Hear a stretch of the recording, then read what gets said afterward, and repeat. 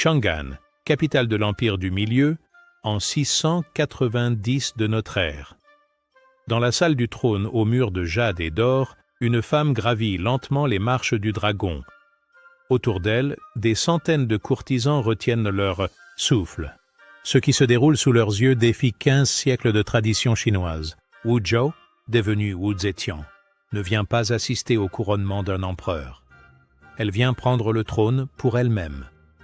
Cette femme de 66 ans vient d'accomplir l'impossible.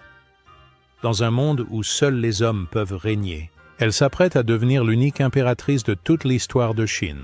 Son chemin vers le pouvoir absolu est pavé de cadavres, et le premier d'entre eux était son propre enfant, un bébé qu'elle a étranglé de ses propres mains pour éliminer une rivale et s'emparer du trône impérial.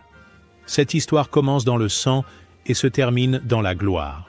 Entre ces deux extrêmes, 50 années de manipulation, de crimes et de génie politique qui vont transformer l'Empire du Milieu et marquer l'histoire de l'humanité.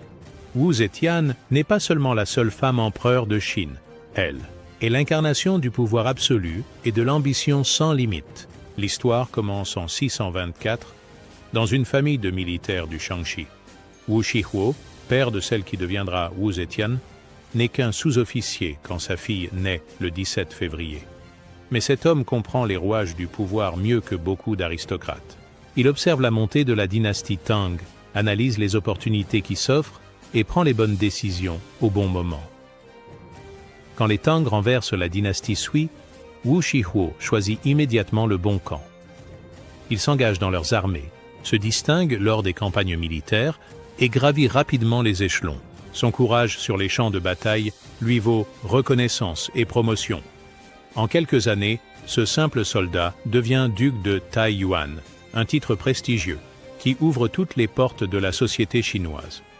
Sa fille Wu Zhao grandit dans cet environnement où la stratégie et l'opportunisme déterminent le destin des familles. Elle observe son père négocier avec les puissants, acheter des alliances, éliminer des rivaux. Ces leçons de réalpolitik marquent profondément la jeune fille. Elle comprend très tôt que dans l'Empire du Milieu, le pouvoir ne se donne pas par la naissance. Il se conquiert par l'intelligence, la détermination et parfois la violence. Wu Zhao reçoit une éducation exceptionnelle pour une femme de son époque. Contrairement aux filles de familles modestes qui apprennent seulement les travaux domestiques, elle maîtrise la poésie classique, l'art de la calligraphie, la musique, du guqin et les danses de cour. Mais surtout, son père l'initie aux subtilités de la politique. Il lui explique comment fonctionne l'administration impériale, quels sont les clans influents, où se situent les véritables centres de pouvoir. Cette formation politique inhabituelle forge le caractère de Wu Zhao. À 12 ans, elle possède déjà une vision claire de la société chinoise et de ses mécanismes. Elle sait que les femmes sont exclues du pouvoir officiel, mais elle observe aussi que certaines impératrices et concubines exercent une influence considérable dans l'ombre. Cette observation marque le début de son ambition démesurée. En 637, à l'âge de 13 ans, sa beauté extraordinaire et son intelligence précoce attirent l'attention de l'empereur Taizong lui-même. Des éclaireurs impériaux, chargés de recruter de nouvelles concubines, remarquent cette adolescente aux traits parfaits et au regard perçant. Après enquête sur sa famille et vérification de sa virginité, Wu Zhao est sélectionnée pour intégrer le harem impérial. Elle arrive au palais avec le rang de talentueuse, l'un des plus bas dans la complexe hiérarchie des concubines. Ce titre signifie qu'elle peut espérer croiser l'empereur occasionnellement, mais ses chances de devenir favorite restent minimes. Pour la plupart des jeunes filles, être concubine impériale représente déjà l'aboutissement de tous leurs rêves. Pour Wu Zhao, ce n'est qu'un point de départ vers des objectifs autrement plus ambitieux. Au palais de Chang'an, elle découvre un monde de rivalité impitoyable et de complots permanents. 28 femmes de rang supérieur se dressent entre elles et l'empereur.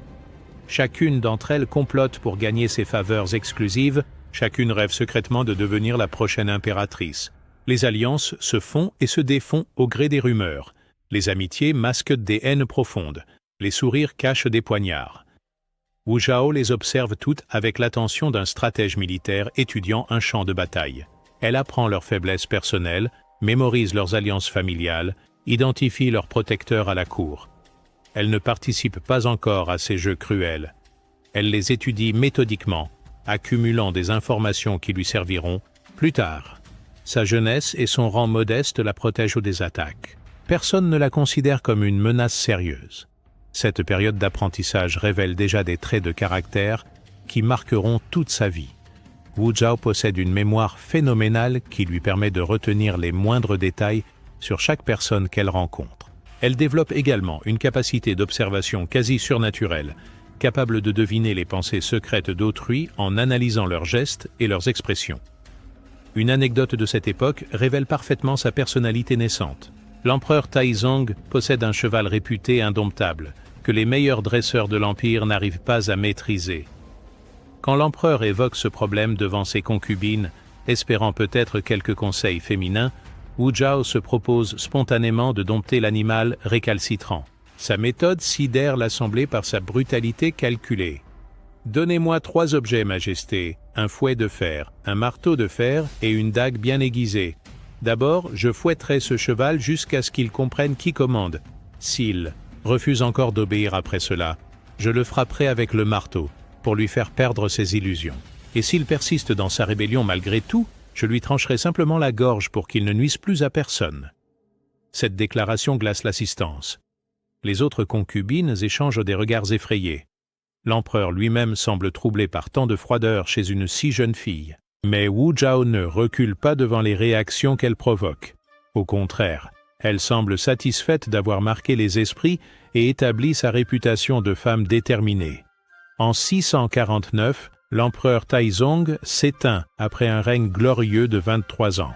Sa disparition plonge l'Empire dans le deuil, mais déclenche aussi les manœuvres de succession habituelles. Le prince héritier Li Ji monte sur le trône sous le nom de Gaozong, tandis que l'ancien harem de son père doit suivre la tradition millénaire. Selon les règles strictes du protocole impérial, toutes les concubines du défunt empereur doivent se retirer définitivement du monde. Elles prennent l'habit de nonnes dans des monastères bouddhistes où elles finiront leurs jours dans la prière et la méditation.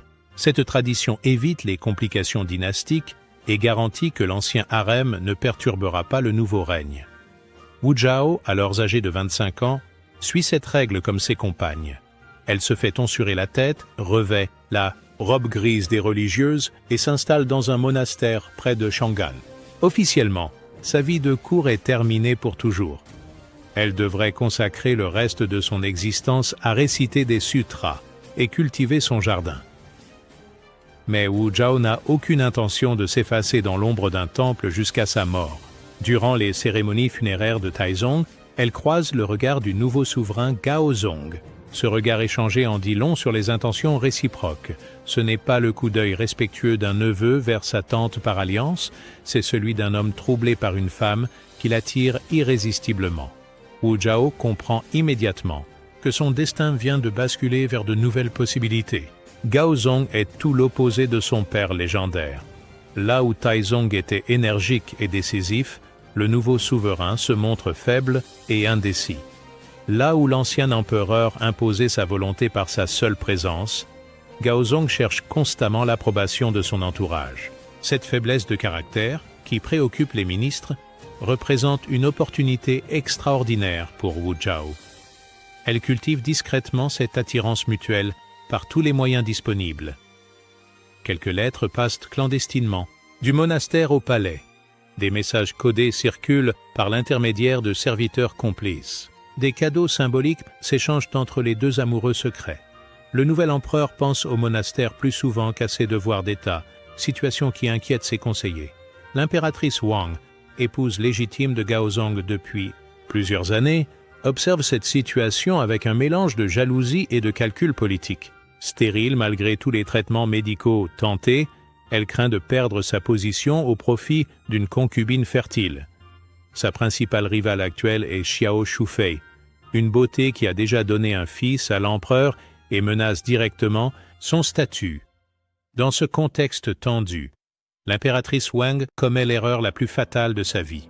Croyant pouvoir instrumentaliser Wu Zhao contre Xiao Shufei, elle propose de rappeler l'ancienne concubine au palais. Son raisonnement semble logique. Utiliser une femme intelligente mais sans soutien familial pour contrer une rivale plus dangereuse. Elle vient de signer son arrêt de mort sans le savoir. Yu revient au palais en 650 avec un plan parfaitement élaboré. En quelques mois, elle devient effectivement la nouvelle favorite de Gaozong, comme l'espérait l'impératrice Wang. Son intelligence politique remarquable, sa culture raffinée et sa beauté toujours éclatante séduisent un empereur en quête de stimulation intellectuelle. Mais Wu Zhao ne se contente pas d'être une maîtresse parmi d'autres. Elle comprend que son retour au palais lui offre une chance unique de prendre le pouvoir suprême. Contrairement à ses précédentes rivales, elle ne vise pas seulement le titre d'impératrice. Elle aspire à gouverner réellement l'Empire, ambition révolutionnaire dans une société où les femmes sont exclues de toute fonction politique officielle. C'est en 654 qu'a lieu l'événement qui marquera à jamais l'histoire de Wu Zetian et révélera la vraie nature de son ambition. Elle donne naissance à une fille, son premier enfant, avec l'empereur Gaozong. Cette naissance devrait être un moment de joie familiale. Elle va devenir le prétexte du crime le plus abominable de sa carrière.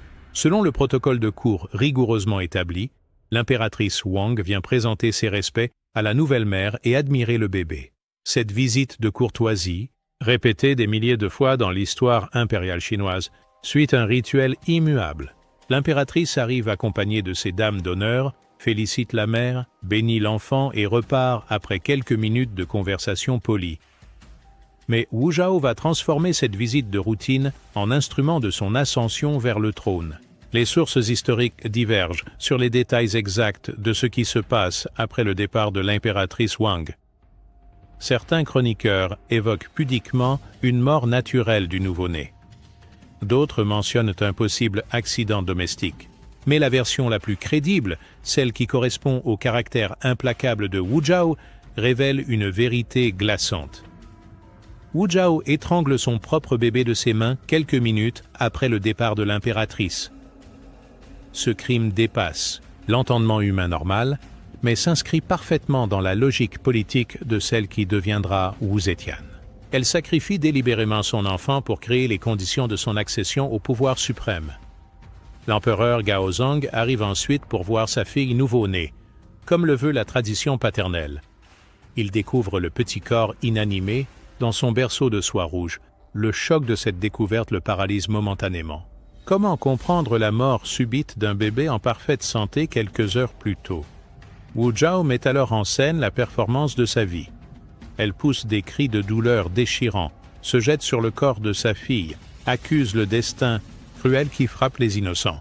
Ses larmes semblent authentiques, son désespoir paraît sincère. Gaozong la console tendrement, partageant sa douleur supposée sans soupçonner un instant la vérité horrible. Quand l'empereur demande ce qui s'est passé exactement, Wu Zhao feint l'ignorance totale. Elle était endormie après l'accouchement difficile. Ses suivantes montèrent la garde près du berceau. L'impératrice Wang était venue présenter ses respects selon l'usage. À son réveil, elle a trouvé son bébé mort, sans comprendre pourquoi. Les suivantes de Wu Zhao se trouvent dans une situation impossible. Accusées implicitement par leur maîtresse, elles tentent de se défendre en rappelant la visite récente de l'impératrice Wang. Cette révélation fait son effet sur Gaozong. Sa première épouse était effectivement la dernière personne à avoir vu l'enfant vivant. Le soupçon commence à germer dans l'esprit impérial. Wu Zhao cultive habilement ce soupçon naissant sans jamais porter d'accusation directe. Elle se contente de poser les bonnes questions. Pourquoi l'impératrice Wang semblait-elle si préoccupée ces derniers temps? N'était-elle pas jalouse de voir son mari accorder tant d'attention à d'autres femmes? Ne cherchait-elle pas à éliminer les enfants susceptibles de menacer la succession de son propre fils? Cette campagne de déstabilisation psychologique fonctionne parfaitement. Gaozong, déjà peu sûr de lui par nature, commence à douter de sa propre épouse. Les indices s'accumulent dans son esprit troublé. L'attitude distante de Wang ces derniers mois, ses commentaires acides sur les favorites, sa stérilité qui la rend vulnérable aux rivales fécondes. Mais Wu Zhao ne se contente pas de semer le doute. Elle fabrique méthodiquement d'autres accusations contre l'impératrice Wang et sa complice présumée Xiao Shufei. Pratique de sorcellerie dans les appartements privés. Tentative d'empoisonnement de l'empereur découverte par des espions fidèles. Complot avec des princes rebelles pour renverser la dynastie. Communication secrète avec les ennemis de l'Empire. Chaque accusation est soigneusement documentée par de faux témoins grassement payés et des preuves fabriquées de toutes pièces. Wu Zhao déploie un talent exceptionnel pour la manipulation et la falsification. Elle comprend qu'une seule accusation pourrait être contestée, mais qu'un faisceau de charges convergentes finira par emporter la conviction. L'empereur Gaozong hésite longuement avant de prendre une décision définitive. Accuser son épouse légitime du meurtre d'un enfant représente un acte lourd de conséquences dynastiques et politiques. Ses principaux conseillers lui recommandaient la prudence, rappelant que les querelles de harem ne doivent pas affecter la stabilité de l'État. Mais Wu Zhao a prévu cette résistance. Elle mobilise ses propres soutiens à la cour, achète des influences, fait circuler des rumeurs. Sa beauté et son intelligence ont déjà séduit plusieurs ministres influents qui plaident discrètement sa cause. L'opinion publique du palais bascule progressivement en sa faveur. En 655, après des mois d'hésitation douloureuse, l'empereur cède finalement. Il répudie l'impératrice Wang et exile Xiao Shufei loin de la capitale. Wu Zhao devient officiellement impératrice de Chine à l'âge de 31 ans. Elle vient de franchir un point de non-retour qui l'amènera jusqu'au trône du dragon. Pour s'assurer que ses rivales ne reviendront jamais la menacer, elle ordonne leur exécution selon une méthode d'une cruauté raffinée. Wang et Xiao ont les mains et les pieds tranchés avant d'être noyés dans des cuves de vin de riz. Cette torture symbolique les transforme en jarres humaines incapables de nuire. La future impératrice absolue vient de montrer de quoi elle est vraiment capable. Devenue impératrice, Wu Zetian ne se contente pas de son nouveau titre honorifique. Elle comprend parfaitement que l'autorité réelle réside dans la capacité à influencer les décisions politiques quotidiennes de l'Empire. Progressivement, méthodiquement, elle s'immisce dans toutes les affaires d'État importantes. Sa stratégie d'infiltration du pouvoir révèle un génie politique exceptionnel. Elle ne s'oppose jamais frontalement aux prérogatives masculines traditionnelles, évitant ainsi de provoquer une réaction conservatrice qui pourrait la renverser. Au contraire, elle se présente comme la conseillère dévouée d'un empereur qu'elle aide dans ses lourdes responsabilités. Wu Zetian assiste désormais aux conseils ministériels les plus importants, dissimulés derrière un rideau de soie, selon la tradition qui interdit aux femmes d'apparaître directement devant les fonctionnaires. Cette position lui permet d'écouter tous les débats, d'analyser les positions de chaque ministre et d'identifier les dossiers cruciaux pour l'avenir de l'Empire. Ses interventions initiales restent discrètes et indirectes. Elle ne donne jamais d'ordres explicites, se contentant de suggérer, de conseiller, d'influencer son époux par des conversations privées, mais ses propositions révèlent rapidement une intelligence politique remarquable qui force le respect des ministres les plus expérimentés. Ces premières réformes touchent des domaines techniques qui n'inquiètent pas l'establishment masculin. Réduction mesurée des impôts agricoles pour stimuler la production, amélioration des systèmes d'irrigation dans les provinces reculées, développement des routes commerciales vers les pays occidentaux. Ces mesures populaires font prospérer l'Empire et renforcent sa légitimité politique. Wu Zetian s'attaque également au système de recrutement des fonctionnaires impériaux, traditionnellement dominé par les grandes familles aristocratiques. Elle propose d'élargir les concours d'entrée à l'administration pour y inclure des candidats de mérite issus de milieux plus modestes. Cette révolution administrative lui gagne le soutien des classes moyennes, tout en affaiblissant l'aristocratie traditionnelle. L'Empire prospère sous cette nouvelle gestion, et l'empereur Gaozong s'appuie de plus en plus sur les conseils judicieux de son épouse. Cette dépendance croissante inquiète certains ministres conservateurs qui voient d'un mauvais œil l'influence grandissante d'une femme sur les affaires publiques. Ils tentent discrètement de limiter son rôle politique. Wu Zetian identifie rapidement ses résistances et y répond avec une fermeté croissante. Les ministres récalcitrants découvrent que s'opposer à l'impératrice peut avoir des conséquences dramatiques pour leur carrière et même leur vie. Certains sont discrètement écartés des postes clés, d'autres voient leurs familles inquiétées par des accusations diverses. Les méthodes de Wu Zetian pour éliminer ses opposants révèlent une imagination cruelle remarquable. Elle ne se contente pas de faire exécuter les gêneurs. Elle fait décapiter les mandarins qui lui résistent ouvertement et oblige leurs filles et leurs épouses à la servir comme esclaves personnels.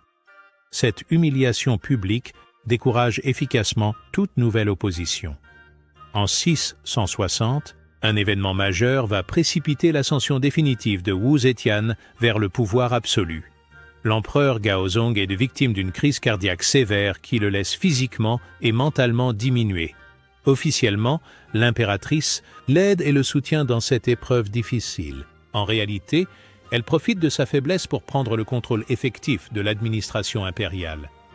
Cette prise de pouvoir progressive s'accompagne de la mise en place d'un système de surveillance généralisé dans tout l'Empire. Wu Zetian installe 4 urnes dorées aux portes du palais, où quiconque peut venir déposer des messages dénonçant les ennemis supposés du régime. Ces délateurs anonymes sont protégés par la loi et récompensés financièrement. 1. Climat de suspicion permanente s'installe rapidement dans l'Empire chinois. Personne ne peut plus critiquer ouvertement les décisions impériales sans risquer d'être dénoncé par un voisin, un collègue ou même un membre de sa famille. Cette atmosphère de terreur dissuade toute opposition organisée et consolide le pouvoir de Wu Zetian. Parallèlement à ces méthodes répressives, elle continue de démontrer ses compétences administratives exceptionnelles. L'Empire n'a jamais été aussi bien géré, les finances publiques se portent bien, les frontières restent sécurisées. Cette efficacité gouvernementale justifie son autorité croissante aux yeux de nombreux sujets qui acceptent la surveillance en échange de la prospérité. Wu Zetian développe également un réseau d'espions et d'informateurs qui lui permet de connaître tout ce qui se passe dans l'Empire. Aucun complot ne peut se former sans qu'elle en soit rapidement informée. Aucune critique ne peut circuler sans qu'elle identifie ses auteurs. Cette omniscience apparente renforce son aura de souveraine surhumaine. L'impératrice Wu Zetian donne 4 fils à l'empereur Gaozong au cours des années suivantes. Ces naissances successives devraient normalement adoucir son caractère et tempérer ses ambitions politiques. Au contraire, la maternité révèle chez elle une froideur calculatrice qui dépasse tout ce qu'elle a montré précédemment. Elle considère ses propres enfants comme des obstacles potentiels à son règne personnel. Liong, le prince héritier et fils aîné de Wu Zetian, grandit en montrant des qualités exceptionnelles qui inquiètent sa propre mère. Intelligent, cultivé, populaire auprès des ministres et du peuple, il représente l'avenir naturel de la dynastie Tang. Mais cette popularité même en fait une menace pour les projets secrets de Wu Zetian. En 675, Li Hong meurt subitement à l'âge de 24 ans, officiellement victime d'une maladie foudroyante. Les médecins impériaux diagnostiquent une fièvre inexplicable qui a emporté le prince en quelques jours, malgré tous les traitements tentés. Mais cette explication officielle ne convainc personne à la cour, où les soupçons se portent immédiatement sur Wu Zetian. L'empoisonnement lent du prince héritier révèle la méthode de Wu Zetian pour éliminer ses propres enfants. Plutôt qu'un assassinat brutal qui éveillerait les soupçons, elle préfère l'administration progressive de substances toxiques qui provoquent une mort apparemment naturelle. Cette technique lui permet de pleurer publiquement son fils, tout en se débarrassant d'un rival. Le deuxième fils, Li Xian, devient automatiquement héritier après la mort de son frère aîné. Intelligent et populaire comme son prédécesseur, il représente une menace encore plus grande pour les projets maternels car il bénéficie du soutien des ministres inquiets de voir Wu Zetian concentrer tous les pouvoirs. Wu Zetian lance contre Li Xian une campagne de déstabilisation d'une ampleur inédite. Elle l'accuse successivement de complot contre l'empereur, de corruption administrative, de relations illicites avec des concubines impériales et même de tentative d'assassinat contre ses propres parents. Ces accusations multiples créent une atmosphère de suspicion autour du prince. L'accumulation de charges finit par contraindre l'empereur Gaozong à déposer son propre fils et à l'exiler dans une province reculée. Li Tegen se suicide en 684, officiellement rongé par la honte de ses crimes supposés. En réalité, il préfère la mort à l'humiliation permanente, orchestrée par sa mère dénaturée.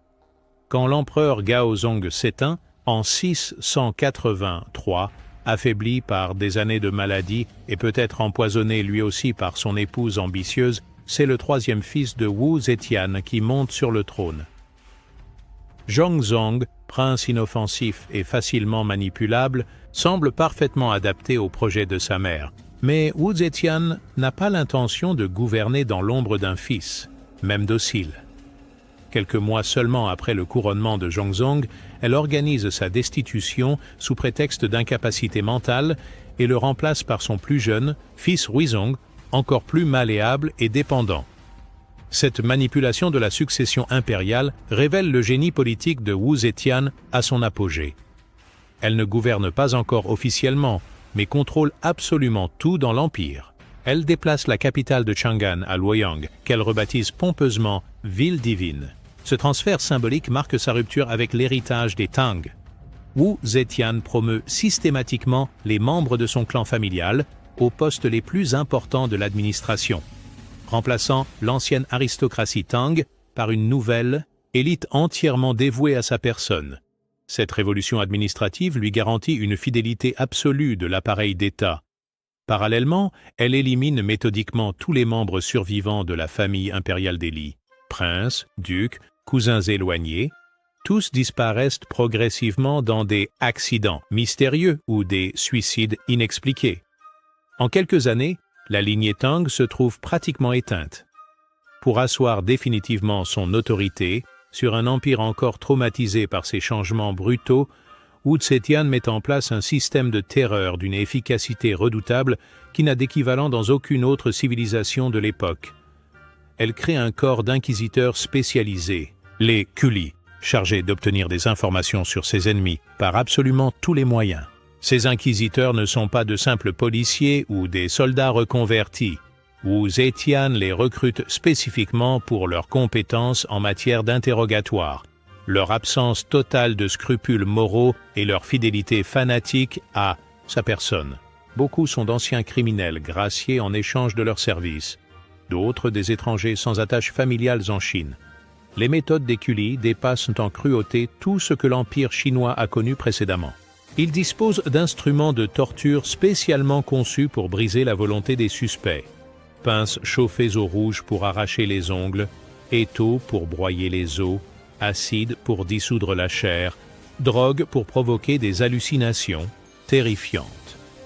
Les séances d'interrogatoire peuvent durer des semaines entières, alternant torture physique et épuisement mental pour détruire toute résistance psychologique.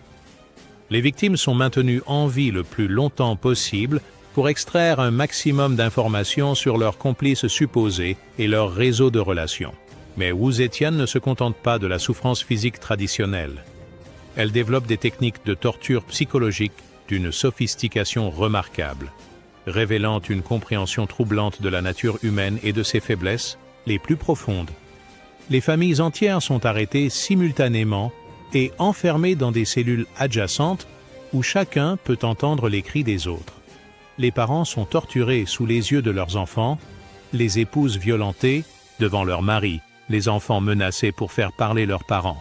Cette stratégie révèle une connaissance parfaite des liens affectifs et de leur pouvoir sur la volonté humaine. Wu Zetian découvre rapidement que certains individus résisteront à toutes les tortures pour protéger leurs secrets, mais craqueront immédiatement si leurs proches sont menacés. D'autres, au contraire, accepteront de trahir leur famille pour sauver leur propre vie. Ces observations alimentent une véritable science de la manipulation humaine.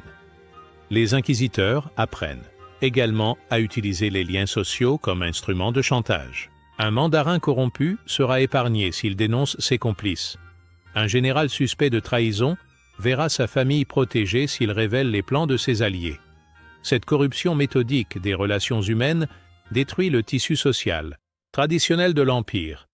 Pendant 10 années entières, cette machine de répression fonctionne sans relâche dans toutes les provinces chinoises. Des milliers d'aristocrates pro-Tang sont éliminés avec leur famille complète. Leurs biens sont confisqués au profit du trésor impérial. Leurs terres redistribuées aux partisans de Wu Zetian, leurs serviteurs vendus comme esclaves. Les grandes familles qui ont dominé l'Empire pendant des siècles disparaissent progressivement, remplacées par une nouvelle élite entièrement redevable à l'impératrice. Cette révolution sociale d'une ampleur inédite transforme radicalement la structure de la société chinoise et garantit à Wu Zetian une base de soutien inébranlable. Quand Wu Zetian estime avoir éliminé tous ses ennemis potentiels et consolidé définitivement son pouvoir, elle prend une décision qui illustre parfaitement son cynisme politique absolu. Elle fait exécuter en masse tous les inquisiteurs qu'elle avait créés et utilisés pendant une décennie. Cette élimination des coulisses s'accompagne d'une campagne de propagande présentant l'impératrice comme la libératrice du peuple chinois opprimé par ses tortionnaires fanatiques. Officiellement, Wu Zetian découvre avec horreur les crimes commis en son nom et rend justice aux victimes en punissant les coupables. Cette mise en scène lui permet de se laver les mains de 10 années de terreur. En réalité, elle élimine simplement les témoins gênants de ses propres méthodes, tout en s'appropriant le crédit politique de leur disparition. Cette manipulation de l'opinion publique révèle une maîtrise exceptionnelle de la communication politique qui ne sera égalée que des siècles plus tard. En 690, Wu Zetian estime que le moment est venu de franchir le pas ultime vers le pouvoir absolu. Elle force son dernier fils Huizong à abdiquer officiellement et se proclame empereur de Chine. Pas impératrice, titre qui conserve une connotation féminine et subordonnée, mais empereur au sens plein du terme. Cette usurpation révolutionnaire brise 15 siècles de tradition confucéenne qui réservait exclusivement aux hommes la fonction impériale suprême. Wu Zetian ne se contente pas de prendre le pouvoir. Elle révolutionne la conception même de ce pouvoir en démontrant qu'une femme peut l'exercer aussi efficacement qu'un homme. Pour légitimer cette prise de pouvoir, sans précédent, elle organise une mise en scène grandiose qui mélange propagande politique et manipulation religieuse. Ses agents font découvrir, providentiellement, une pierre gravée dans la rivière Luo, près de la nouvelle capitale. L'inscription prophétise l'avènement d'une sainte mère qui poursuivra avec éclat la fonction impériale. Cette pierre, évidemment fabriquée et gravée sur ses ordres par des artisans complices, lui fournit une légitimité divine aux yeux d'un peuple superstitieux qui croit aux présages célestes. Wu Zetian ne laisse rien au hasard dans cette opération de communication politique. Elle multiplie simultanément les prodiges et les présages favorables dans toutes les provinces de l'Empire. Des poules se transforment miraculeusement en coqs dans les basses-cours, symbolisant l'accord du ciel à ce changement de sexe du pouvoir suprême. Des récoltes exceptionnelles surviennent malgré des conditions météorologiques défavorables. Des guérisons inexpliquées se produisent dans les temples bouddhistes. Ces miracles, soigneusement orchestrés par ses agents, impressionnent profondément un peuple habitué à voir dans les phénomènes naturels l'expression de la volonté divine. L'opinion publique finit par accepter que Wu Zetian bénéficie effectivement de la protection surnaturelle nécessaire pour régner légitimement.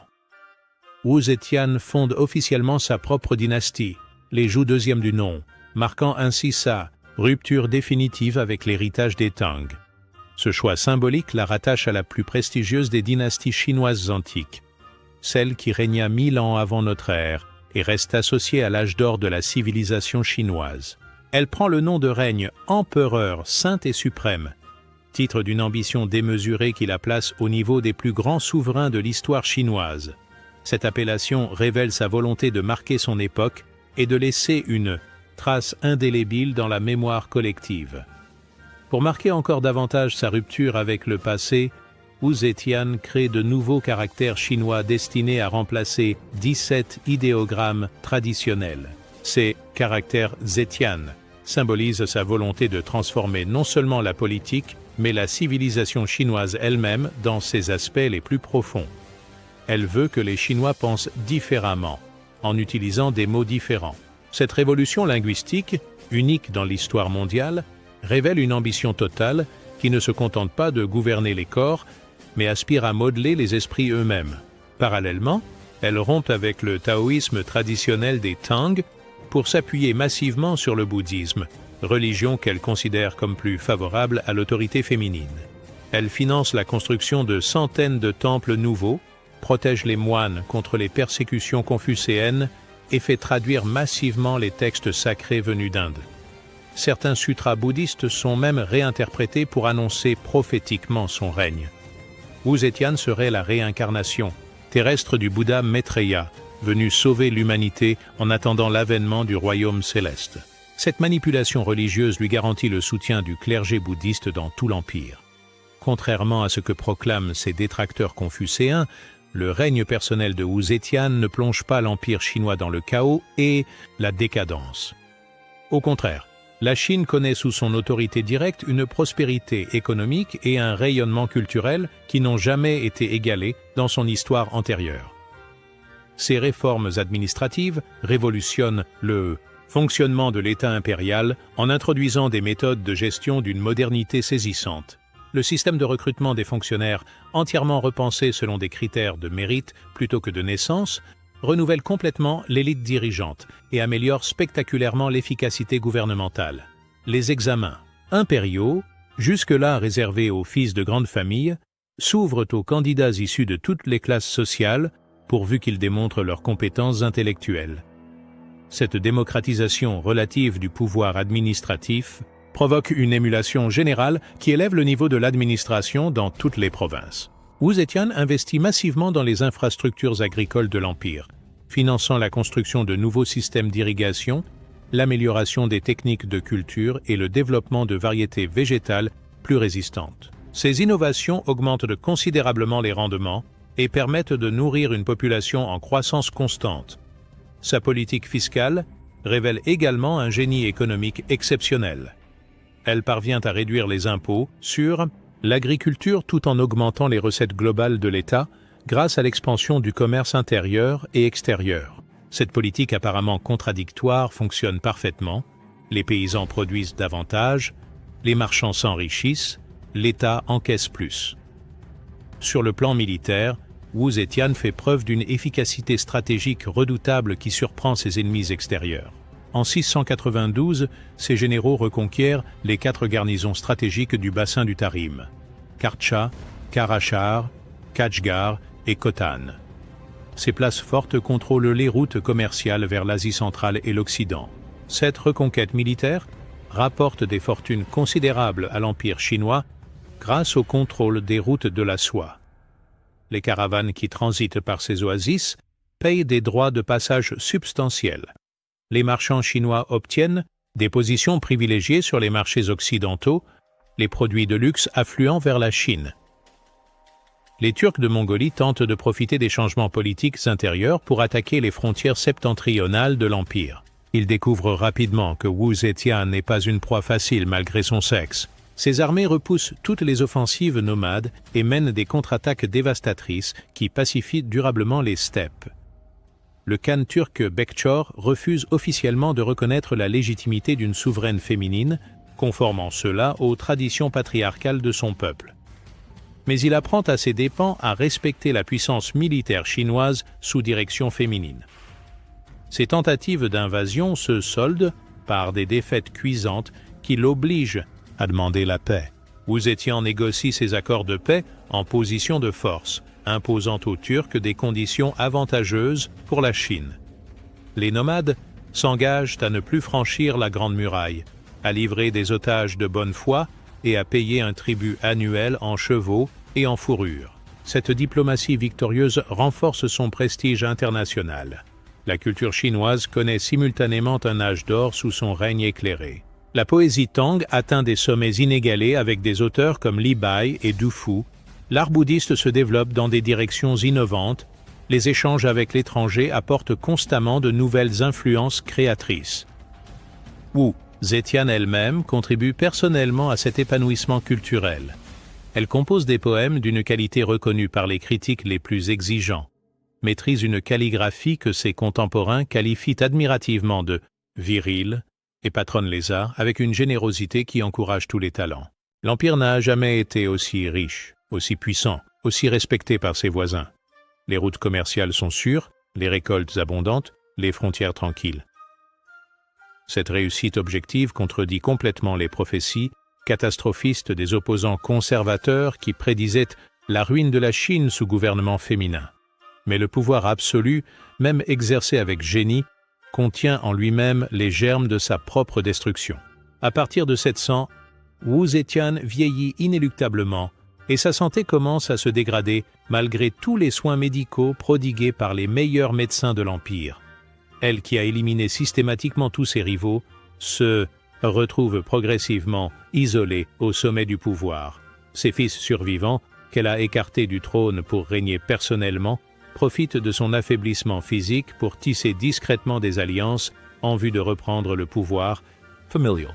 Zhongzong et Huizong, exilés mais non éliminés, conservent des partisans influents qui n'ont jamais accepté leur éviction forcée. Sa propre famille, qu'elle a systématiquement promue aux postes les plus importants de l'administration, développe ses propres ambitions dynastiques et ne se contente plus du rôle d'exécutant docile. Ses neveux et cousins commencent à revendiquer ouvertement une part du pouvoir impérial qu'ils estiment méritée.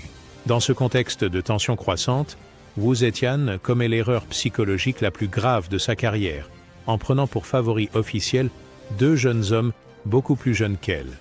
Les frères Zhang Yiji et Zhang Changzong, âgés d'une vingtaine d'années, deviennent ses amants publics et acquièrent rapidement une influence politique considérable.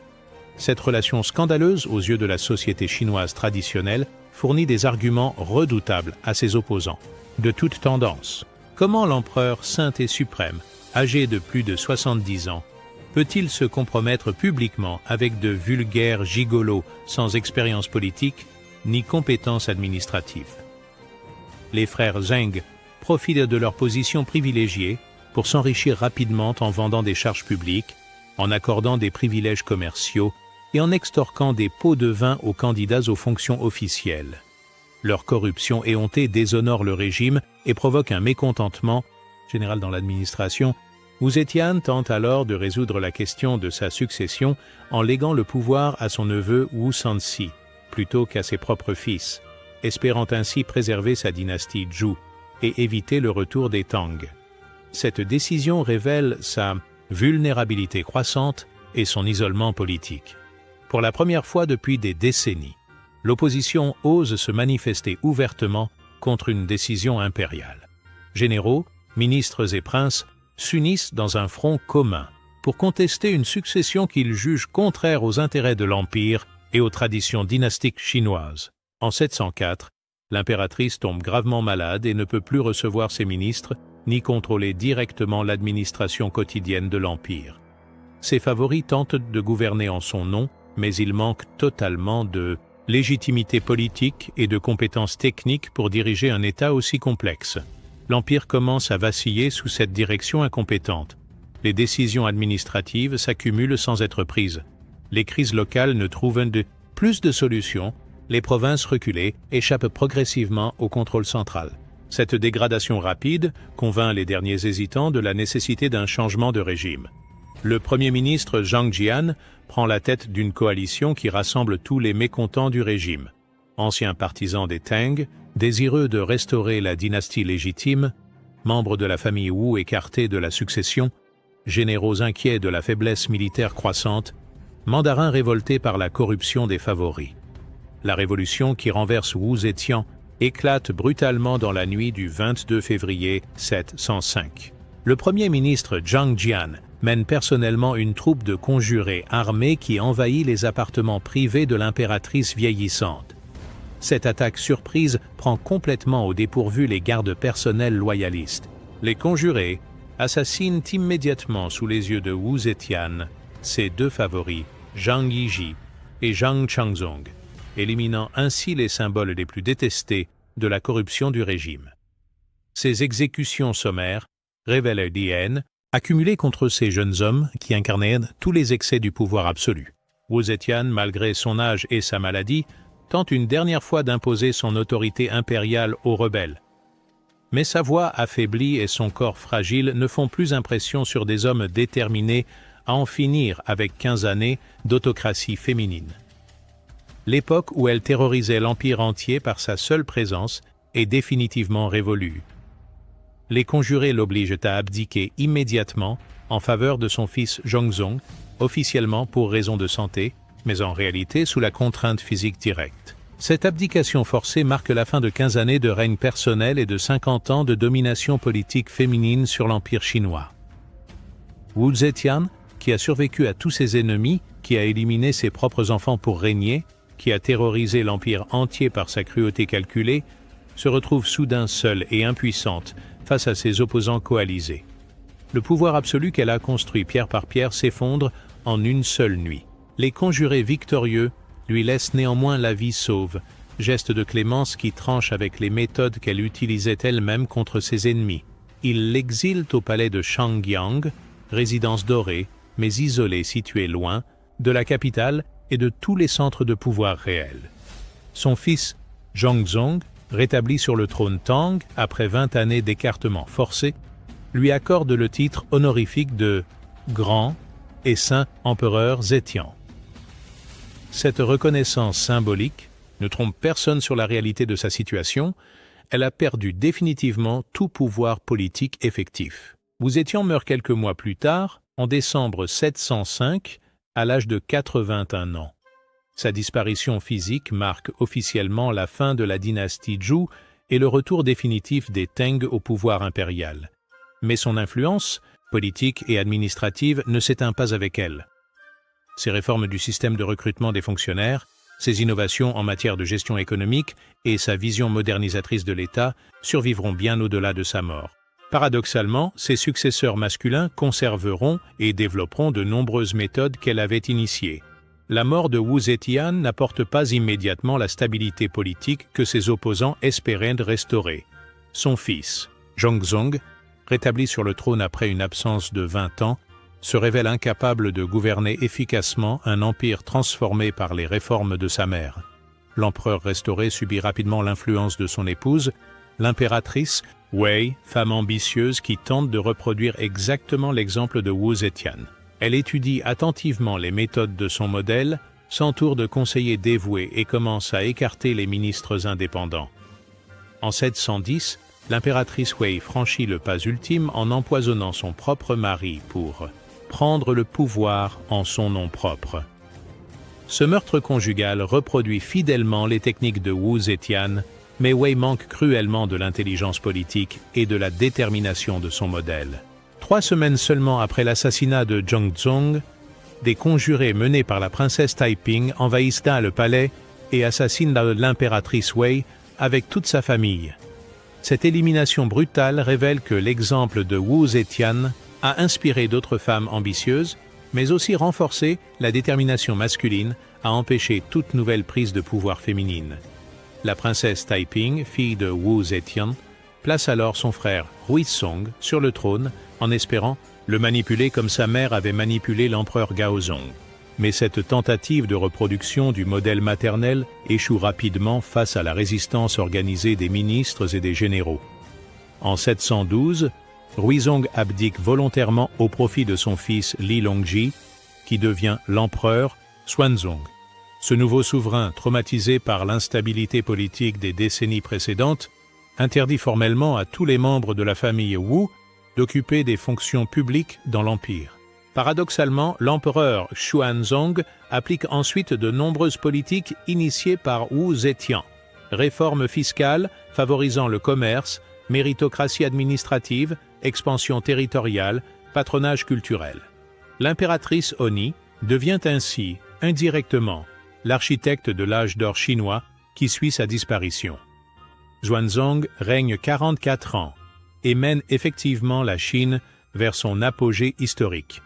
Sous son autorité, l'Empire devient le pays le plus riche et le plus peuplé du monde. Ses armées dominent l'Asie centrale. Sa culture rayonne jusqu'en Europe. Cette réussite objective valide rétrospectivement les innovations de Wu Zetian. L'historiographie officielle condamne pourtant Wu Zetian sans appel pendant des siècles. Les chroniqueurs confucéens la dépeignent systématiquement comme une usurpatrice sanguinaire, une femme dénaturée qui a violé l'ordre cosmique en prenant le pouvoir masculin. Cette image négative persistera dans la mémoire collective chinoise. Cette condamnation historique révèle moins la réalité objective de son règne que les préjugés d'une société patriarcale incapable d'admettre qu'une femme puisse gouverner aussi efficacement qu'un homme. Les faits démentent formellement les accusations de chaos et de décadence portées contre son administration. Sous son règne personnel, l'Empire a effectivement connu la prospérité économique, l'expansion territoriale, l'innovation administrative et l'épanouissement culturel. Ses méthodes sont brutales, mais pas davantage que celles de ses prédécesseurs masculins. Sa différence principale réside dans son sexe et dans l'audace révolutionnaire de ses ambitions. Le mausolée de Wu Zetian, majestueusement situé sur les pentes du mont Liang dans la province du Shanxi, recèle un mystère architectural qui résume parfaitement toute l'ambiguïté de son règne exceptionnel. Aux côtés de la tombe somptueuse de l'empereur Gaozong, richement décorée et couverte d'inscriptions laudatives détaillant ses vertus, se dresse une stèle monumentale, mais totalement vierge. Cette stèle de pierre blanche, haute de plusieurs mètres et visible de loin, ne porte aucun caractère gravé. Pas un nom, pas un titre, pas un éloge, pas même une date. Cette absence totale d'inscription contraste violemment avec la tradition funéraire chinoise qui exige des épitaphes détaillées pour tous les personnages importants. Ce silence de pierre interroge les visiteurs depuis 13 siècles. S'agit-il d'un choix délibéré de Wu Zetian elle-même, consciente que l'histoire la jugerait sévèrement et préférant laisser la postérité libre de ses interprétations, d'une décision de ses successeurs, soucieux d'effacer symboliquement sa mémoire en refusant de graver son nom, ou bien cette stèle muette exprime-t-elle l'impossibilité fondamentale de résumer en quelques phrases une vie si exceptionnelle qu'elle défie toute catégorisation habituelle? Comment condenser en caractères gravés l'existence d'une femme qui a brisé tous les tabous de son époque et accompli l'impossible? Cette absence d'inscription force chaque visiteur à s'interroger personnellement sur la signification du règne de Wu Zetian. Que voir dans cette femme extraordinaire qui a marqué l'histoire de l'humanité? Une criminelle qui a sacrifié son propre enfant pour satisfaire une ambition démesurée? Une visionnaire qui a modernisé l'Empire et jeté les bases de sa grandeur future? Une victime de la misogynie de son époque, contrainte à des méthodes extrêmes par l'hostilité systématique qu'elle suscitait en tant que femme ambitieuse? Une dirigeante politique d'un génie exceptionnel dont les innovations ont survécu des siècles après sa disparition physique? La stèle vide symbolise peut-être cette multiplicité d'interprétations possibles. Wu Zetian échappe à toute définition simple, incarnant simultanément le meilleur et le pire de la nature humaine confrontée au pouvoir absolu. Elle révèle les contradictions profondes d'une civilisation raffinée mais impitoyable. Son parcours illumine également les dilemmes éternels de l'ambition féminine dans des sociétés dominées par les hommes. Pour atteindre un objectif interdit à son sexe, Wu Zetian a dû employer des moyens que ses contemporains masculins utilisaient couramment, mais qui semblaient plus choquants venant d'une femme. Cette stèle muette est peut-être l'épitaphe la plus éloquente qu'elle pouvait recevoir. En refusant de la définir par des mots, elle laisse à chaque époque le soin de la comprendre selon ses propres valeurs et ses propres préoccupations. Wu Zetian demeure ainsi éternellement contemporaine. 13 siècles après sa mort, Wu Zetian continue de diviser historiens, politologues et commentateurs du monde entier.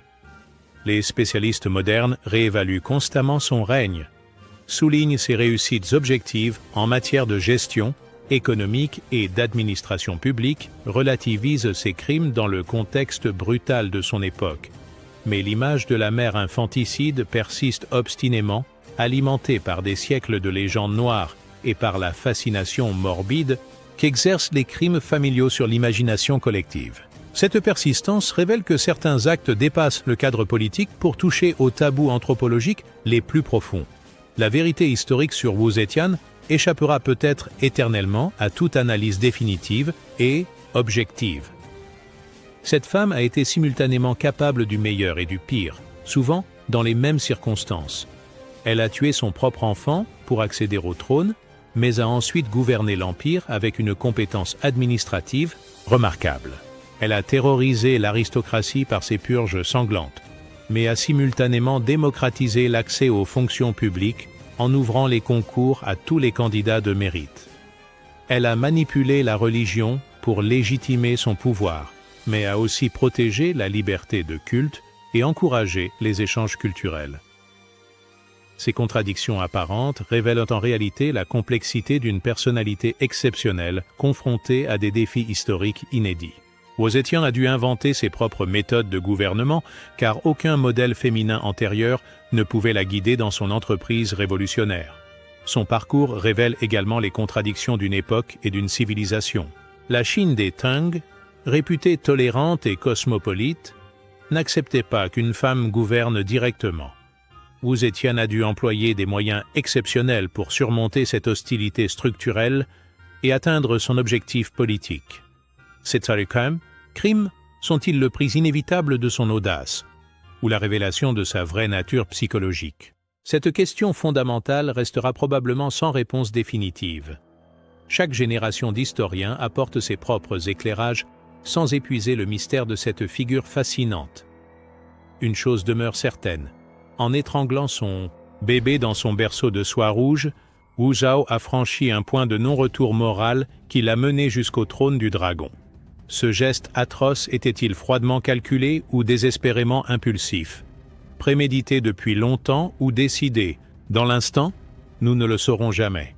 Mais ce crime originel a effectivement changé le cours de l'histoire chinoise et mondiale. Il a fait de cette femme l'unique impératrice régnante d'un empire qui compte parmi les plus grands et les plus durables de l'humanité. Il a démontré qu'une volonté suffisamment forte peut briser les barrières les plus solides. L'histoire de Wu Zetian nous interroge sur la nature profonde du pouvoir politique, sur le prix acceptable de l'ambition personnelle et sur les limites de la morale dans l'action publique. Elle nous rappelle que les grands personnages historiques échappent souvent aux jugements moraux simplistes. La grandeur peut effectivement côtoyer l'horreur dans une même destinée humaine. Le génie politique peut coexister avec la cruauté familiale. L'efficacité administrative peut accompagner la terreur policière. Ces paradoxes troublants définissent la condition humaine confrontée au pouvoir absolu. 15 siècles après sa disparition, l'impératrice qui a tué son propre bébé pour régner continue de nous questionner sur ce que nous sommes prêts à sacrifier pour atteindre nos objectifs les plus fous. Son exemple extrême révèle les potentialités sombres qui sommeillent en chaque être humain confronté à l'appât du pouvoir suprême. Wu Zetian incarne le paradoxe fondamental de la politique. La nécessité de commettre le mal pour accomplir le bien, ou du moins ce que l'on considère comme tel. Elle a détruit des vies innocentes pour construire un empire prospère. Elle a semé la terreur pour récolter la stabilité. Elle a violé la morale familiale pour révolutionner la société. Ces contradictions irréductibles font d'elle une figure éternellement moderne, capable de parler à toutes les époques et à toutes les civilisations. Chaque société qui s'interroge sur les limites acceptables de l'action politique peut trouver dans son exemple matière à réflexion et à débat. Son histoire nous enseigne également que les révolutions, les plus profondes, exigent souvent des sacrifices que l'humanité ordinaire refuse de consentir. Wu Zetian a payé le prix ultime de son ambition en perdant son âme maternelle, mais a permis à des millions de Chinois de vivre mieux sous son règne éclairé. Cette leçon troublante résonne encore aujourd'hui dans un monde où les dirigeants politiques doivent constamment choisir entre leurs principes moraux et l'efficacité de leur action. L'exemple de Wu Zetian montre que certains choix historiques ne permettent aucun compromis confortable. L'impératrice qui a étranglé son enfant pour monter sur le trône demeure ainsi l'une des figures les plus controversées et les plus fascinantes de l'histoire universelle. Elle défie nos catégories habituelles et nous force à repenser nos certitudes sur la nature humaine, le pouvoir politique et les limites de l'acceptable. Son règne exceptionnel prouve qu'une femme peut gouverner aussi efficacement qu'un homme, pionnier dans la longue marche vers l'égalité des sexes. Mais il révèle aussi que cette égalité peut s'accompagner d'une égale capacité de violence et de cruauté, vérité dérangeante que nous préférons souvent oublier. Wu Zetian restera probablement à jamais une énigme historique, miroir troublant de nos propres contradictions et de nos propres potentialités cachées. Elle nous rappelle que la grandeur et l'horreur ne s'excluent pas mutuellement, et que l'histoire humaine s'écrit souvent dans le sang autant que dans la lumière. En définitive, l'histoire de l'impératrice qui a tué son propre bébé pour accéder au trône transcende le simple récit biographique pour devenir une méditation universelle sur la nature du pouvoir, les limites de l'ambition et le prix de la grandeur politique. Son exemple extrême continue d'interroger notre humanité commune 15 siècles après sa disparition, preuve ultime de l'impact éternel des destins exceptionnels sur la conscience collective de l'humanité.